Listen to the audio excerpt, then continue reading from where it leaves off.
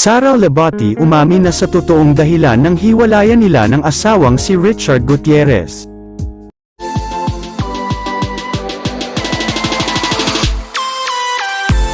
Totoo kaya na isa sa pinagkatampuhan ng mag-asawang Richard Gutierrez at Sara Labati ay dahil ayaw na ng aktor na magtrabaho ang ina ng kanyang mga anak?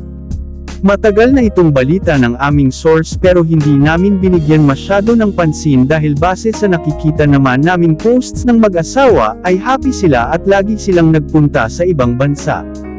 Base sa ilang kaibigan ni Sara ay napansin nilang tila naiinip na siya sa bahay at gusto na niyang mag-work pero ayaw di umano siyang payagan ni Richard.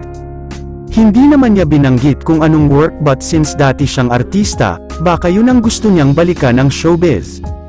Ayaw daw ni Richard, gusto alagaan ang mga anak nila. Dagdag pa sa balita baka naiinip na raw kasi laging ganun ang routine, gigising sa umaga, maghahanda ng food, mag-aayos pagkatapos ng lahat ngangana.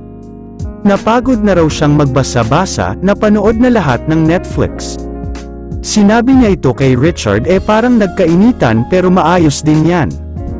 Nakakagulat dahil may ganitong pinagdadaanan ang wifey ng kapamilya actor kung totoo ito, pero baka nga lang need lang ng fresh air ni Sara. Sa kasalukuyan ay nasa Camsur si Sara kasama ang mga anak at magulang niya para magbakasyon, base na rin sa mga larawang pinost niya sa kanyang Instagram kahapon.